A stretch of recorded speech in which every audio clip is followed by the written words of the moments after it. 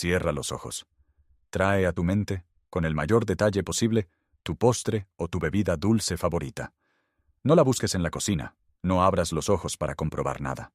Solo sosténla en la imaginación. El color, la textura, el momento exacto en que el sabor tocaría tu lengua. Mantén esa imagen durante 15 segundos completos, sin apurarte, y presta atención a dos lugares muy concretos de tu cuerpo: el interior de tu boca y la boca de tu estómago. Vas a notar algo. Un cambio leve de humedad bajo la lengua. Tal vez una contracción sutil en el estómago, una especie de expectación física que no estaba ahí hace un minuto. No has comido nada. No hay una sola molécula de azúcar circulando por tu sangre que no estuviera ya ahí antes de empezar este ejercicio. Y sin embargo, en este momento, en algún lugar detrás de tu ombligo, tu páncreas ya empezó a moverse. Acabas de perturbar un campo hormonal completo usando solamente un recuerdo. Aquí está el problema, y es un problema serio. No comiste azúcar. No la tocaste, no la oliste, no la tuviste cerca. Solo la pensaste. Y aún así, tu cuerpo empezó a preparar una respuesta bioquímica medible, con hormonas reales, para un evento que no ha ocurrido y que, en este experimento, ni siquiera va a ocurrir. Eso rompe algo. La intuición humana funciona bien para objetos de tamaño medio. Sabes que una piedra cae, que el fuego quema, que la comida que entra en tu boca provoca digestión. Pero tu intuición nunca fue calibrada para lo que acaba de pasar.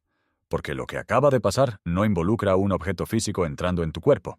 Involucra un símbolo, una imagen mental, una palabra, un recuerdo de sabor capaz de mover una molécula tan potente como la insulina, la misma hormona que regula cuánta energía circula libre en tu sangre en cada instante. Ningún objeto de tamaño medio hace eso. Una piedra imaginada no pesa, un fuego imaginado no quema, pero un postre imaginado, aparentemente, sí libera algo. La pregunta que deja abierta este primer minuto es simple y no tiene una respuesta cómoda todavía. ¿Cómo puede un recuerdo mover una hormona antes de que exista siquiera la sustancia que esa hormona está diseñada para procesar? Si esta clase de preguntas te está removiendo algo, suscríbete al canal y déjale like a este video. Lo que sigue explica exactamente cómo un órgano de 100 gramos que casi nunca piensas se adelanta a tus propias decisiones. Detrás de tu ombligo, un poco a la izquierda y detrás del estómago, tienes un órgano de apenas 15 centímetros de largo y menos de 100 gramos de peso, que rara vez ocupa un solo pensamiento tuyo en el día. Es el páncreas, y la mayoría de las personas solo lo recuerdan cuando algo va mal. Pero lo que ese órgano hace, en silencio, todos los días, es de una precisión que ninguna fábrica humana ha logrado igualar todavía. Dentro del páncreas hay aproximadamente 1 millón de estructuras diminutas llamadas islotes de Langerhans, cada una del tamaño aproximado de un grano de arena fina, y dentro de cada islote hay células beta especializadas en un único trabajo: fabricar insulina y liberarla al torrente sanguíneo en la cantidad exacta, en el segundo exacto, para mantener tu glucemia dentro de un rango que apenas varía unos pocos miligramos por decilitro a lo largo de todo un día, sin que tú intervengas conscientemente ni una sola vez. Aquí está el hecho que probablemente no conocías. Ese ajuste no empieza cuando la glucosa llega a la sangre, empieza antes. Se llama liberación cefálica de insulina, y ha sido documentada en humanos desde los años 70 por investigadores como Karen Teff, del Monell Chemical Senses Center y la Universidad de Pensilvania. Cuando ves, hueles, saboreas o incluso imaginas con suficiente vivacidad un alimento dulce, tu cerebro envía una señal por el nervio vago, el mismo cable que conecta tu cerebro con casi todos tus órganos internos, directamente a las células beta del páncreas, y éstas responden liberando un pulso de insulina que alcanza su punto máximo alrededor de 4 minutos después del estímulo, antes de que ningún azúcar haya llegado siquiera al intestino. El número exacto importa, y aquí va sin exagerarlo. Ese pulso anticipado representa apenas entre el 1 y el 3% del total de insulina que tu cuerpo liberará frente a una comida completa. Es pequeño, pero los estudios en animales con el páncreas desnervado muestran que, sin ese pequeño pulso anticipado, la tolerancia a la glucosa se deteriora de forma medible. No es un adorno biológico. Es un anticipo real que prepara el terreno para lo que viene. Del mismo modo en que una represa hidroeléctrica abre sus compuertas unos segundos antes de que llegue el pico de demanda eléctrica de una ciudad, prediciendo el consumo en lugar de reaccionar a él después del hecho. La creencia común dice que el páncreas es un simple sensor químico. mide el azúcar en la sangre y reacciona. Lo que la fisiología muestra es otra cosa. El páncreas también recibe órdenes desde el sistema nervioso, antes de que exista ninguna molécula de glucosa que medir. No es solo un sensor, es también un receptor de predicciones. Y aquí está la frase que resume todo este bloque en su forma más simple, la que le explicarías a un niño de 12 años sin perder nada de su exactitud física. Tu páncreas no espera a que llegue el azúcar. Empieza a moverse en cuanto tu cerebro decide, con solo una imagen, que el azúcar está por llegar. Hay otro detalle de esta anatomía que rara vez se cuenta y que conviene sumar aquí, porque es el mismo principio físico que sostiene todo lo que sigue. La insulina no actúa disolviéndose sin más en tus células. Actúa uniéndose a un receptor específico en la membrana celular. Un receptor que, al activarse, abre canales llamados GLUT4 y permite que la glucosa entre a la célula siguiendo su propio gradiente de concentración, es decir, moviéndose desde donde hay más azúcar, la sangre, hacia donde hay menos, el interior de la célula, del mismo modo en que el agua fluye cuesta abajo sin que nadie tenga que empujarla. La insulina no transporta el azúcar. Abre la puerta y deja que el gradiente haga el trabajo. Es, en ese sentido, menos una hormona camión y más una hormona llave. Y esa distinción explica por qué basta una cantidad ínfima de la molécula, del orden de picogramos, para mover cantidades enormes de energía por todo tu cuerpo. Ahora sigue el mecanismo completo, capa por capa, porque lo que ocurre en tu cuerpo cuando decides dejar el azúcar, o simplemente cuando piensas en él, tiene 3 tiempos distintos, y cada uno obedece a una física distinta.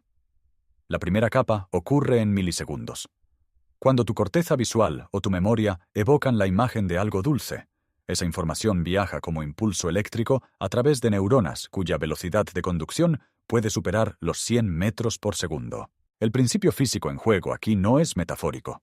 Es un gradiente electroquímico real, una diferencia de concentración de iones de sodio y potasio a ambos lados de la membrana de cada neurona, que se abre y se cierra en secuencia como una fila de compuertas, empujando la señal hacia adelante, igual que una corriente empuja el agua por una tubería en pendiente.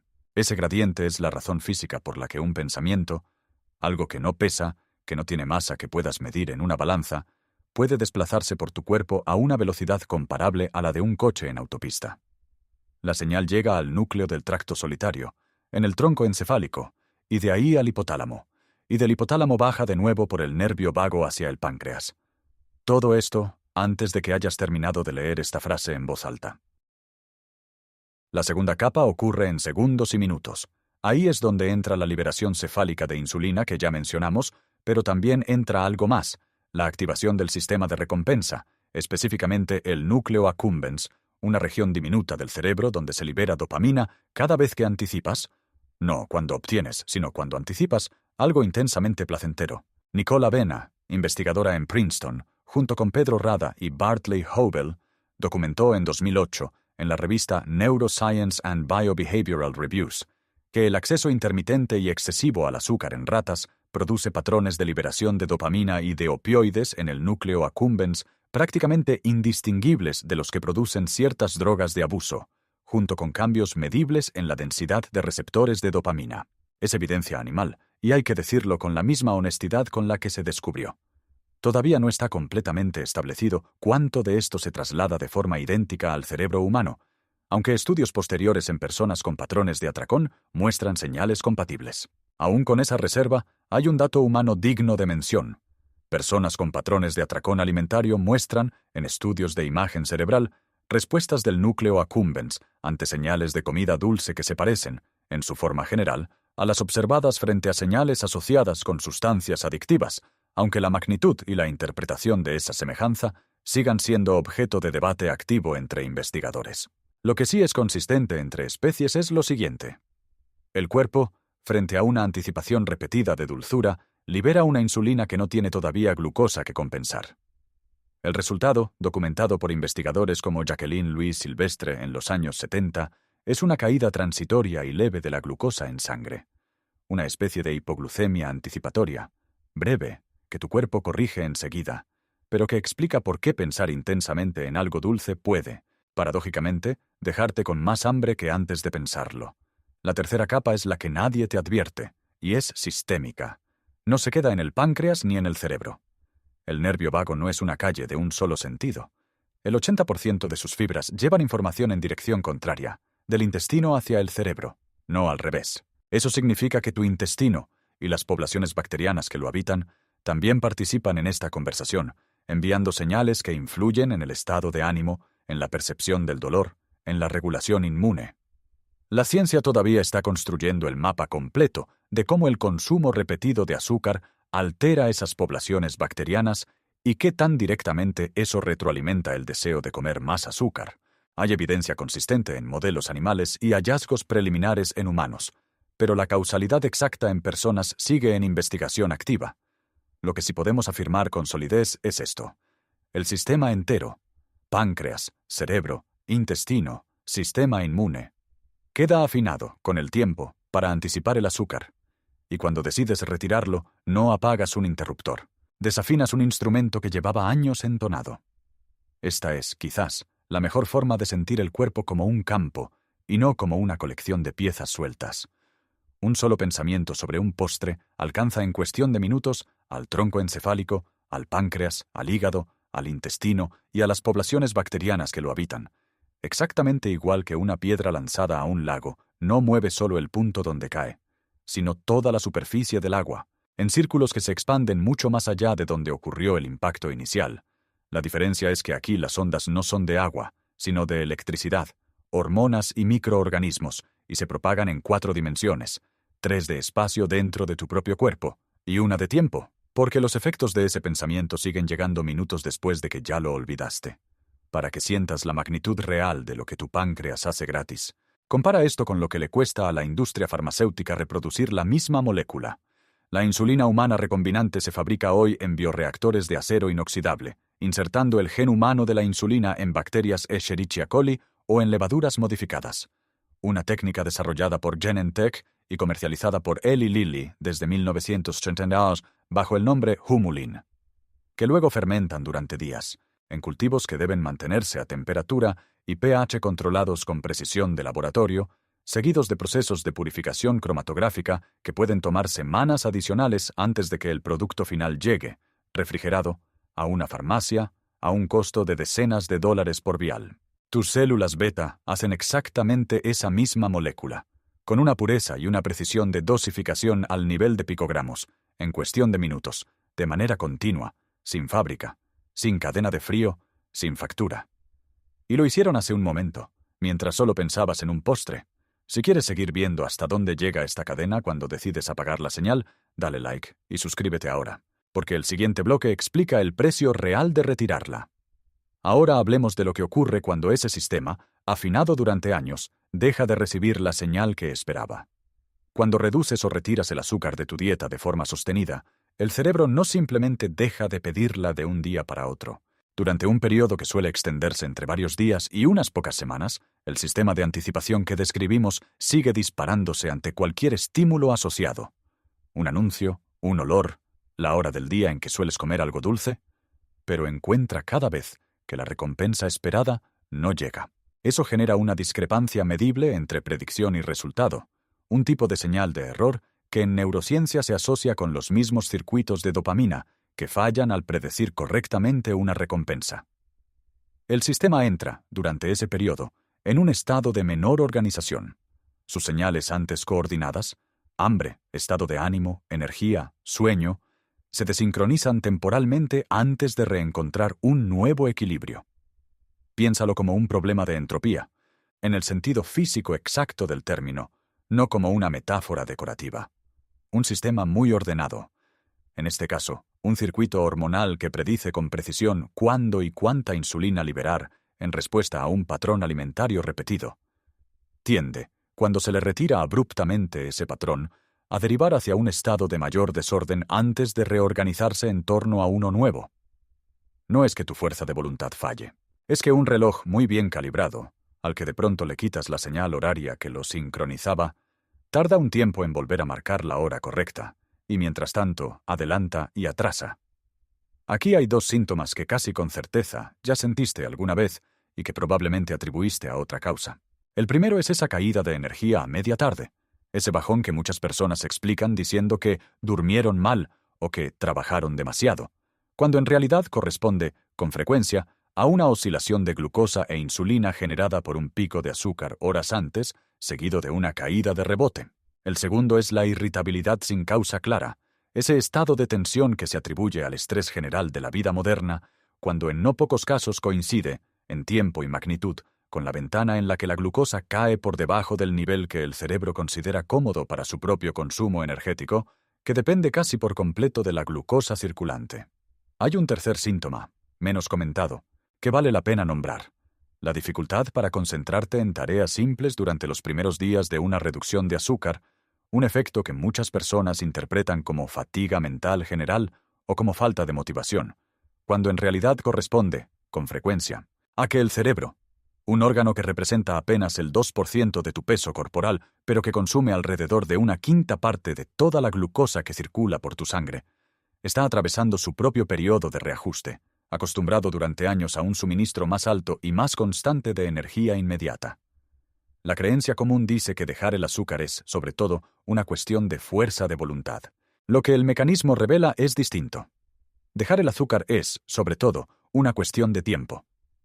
El tiempo que necesita un sistema electroquímico y hormonal, afinado durante años de repetición, para redibujar sus propias predicciones sin la señal que las sostenía. La escala temporal de este reajuste conviene compararla con algo igual de físico y más fácil de sentir. Un trompo que gira muy rápido no se detiene de golpe cuando dejas de darle impulso. Pierde velocidad de forma gradual, por fricción, describiendo durante un rato un movimiento cada vez más irregular antes de caer en reposo. El circuito de anticipación de azúcar hace algo parecido.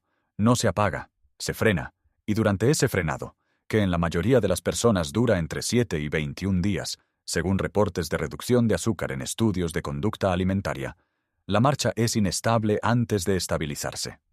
Este sistema, sin embargo, no se limita al páncreas ni al cerebro que ya describimos. Se extiende mucho más allá de lo que el título de este video sugiere.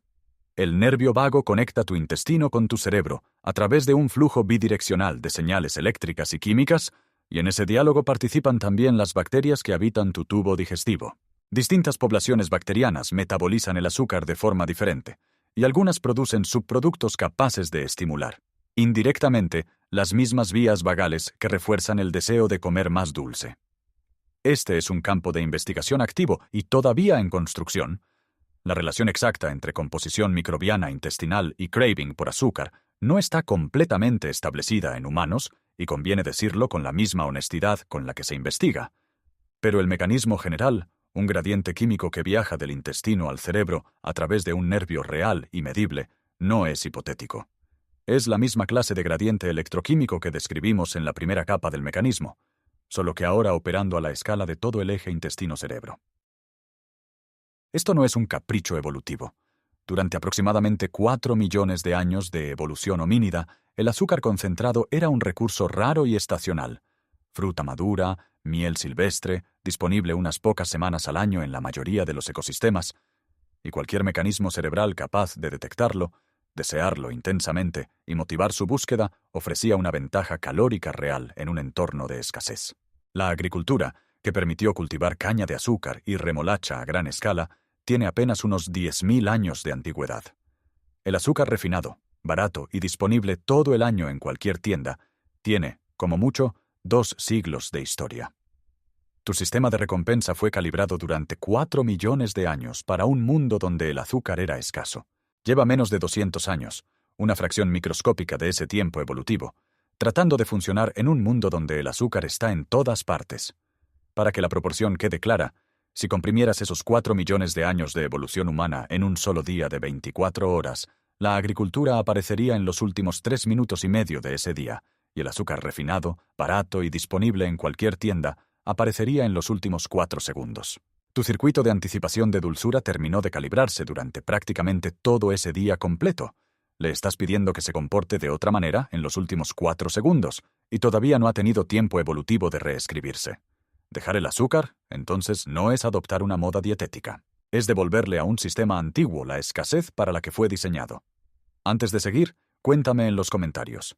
¿Cuál fue el primer síntoma concreto que notaste cuando redujiste el azúcar y cuántos días tardó en aparecer? Con todo este mecanismo ya descrito, aquí va el protocolo. con la justificación física de cada instrucción, no solo la práctica. Si decides reducir el azúcar, hazlo de forma gradual a lo largo de 2 a 3 semanas en lugar de un corte total e inmediato, salvo indicación médica distinta para tu caso particular. La razón física es la misma que describimos en el bloque anterior. Un sistema de predicción que pierde su señal de golpe genera una discrepancia mayor, y por lo tanto una desorganización más intensa, que uno al que se le retira la señal en pasos progresivos que le dan tiempo de reajustar su umbral de anticipación sin una caída tan abrupta. Reduce también, en la medida de lo posible, la exposición a las señales que disparan la anticipación sin necesidad de consumir azúcar, el envase visible sobre la mesa, el anuncio, el aroma de la panadería que cruzas cada día. Recuerda el primer bloque de este video. Solo con imaginar el postre, tu páncreas ya se movió. Un estímulo visual u olfativo repetido varias veces al día, aunque no comas nada, sigue entrenando el mismo circuito de anticipación que quieres dejar en reposo. Presta atención a una señal muy concreta de que el mecanismo está en marcha.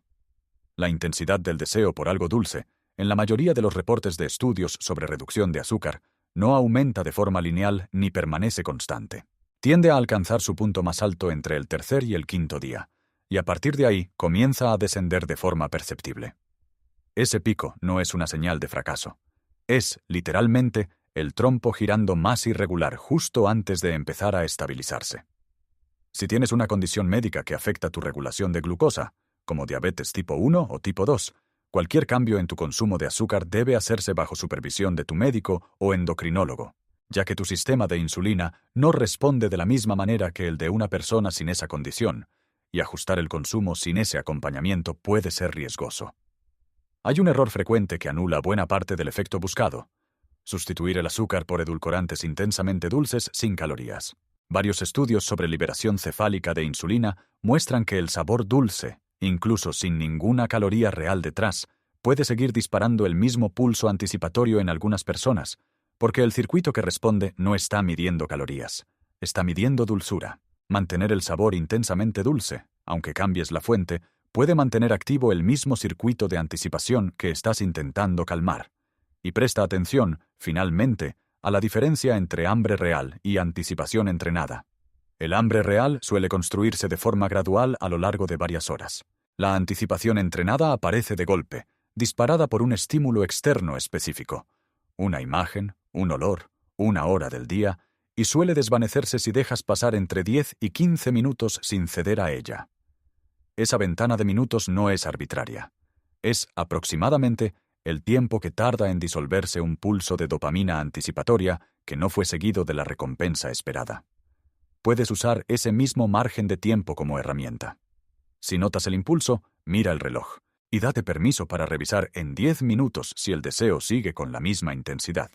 La mayoría de las veces, cuando el estímulo que lo disparó ya no está frente a ti, la señal se atenúa sola, exactamente como predice el mecanismo que acabamos de describir, sin que hayas tenido que ejercer ningún esfuerzo de voluntad prolongado, solo esperar a que un pulso eléctrico y químico complete su propio recorrido. Nada de esto cura, trata ni previene ninguna enfermedad. Es, simplemente, la física y la biología de un sistema que aprendiste a afinar durante años, y que puedes, con el tiempo suficiente, volver a afinar de otra manera. Tu cuerpo no está pidiendo azúcar, está sosteniendo una predicción. Cada vez que ves, hueles o imaginas algo dulce, un circuito construido durante millones de años de escasez calcula, en milisegundos, que la energía concentrada está por llegar y empieza a moverse antes de que exista prueba alguna de que así sea. Eso no es debilidad. Es una máquina de anticipar hecha de gradientes eléctricos y químicos, tan precisa que puede confundir un recuerdo con un hecho. Dejar el azúcar, entonces, no es negarle algo a tu cuerpo. Es enseñarle, de nuevo, a no anticipar lo que todavía no ha llegado. Y quizás ahí esté la lección física más incómoda de todo este mecanismo. La mayor parte de lo que sientes como deseo no es una respuesta al mundo tal como es, sino una predicción sobre el mundo tal como tu cuerpo aprendió, hace mucho tiempo, a esperarlo.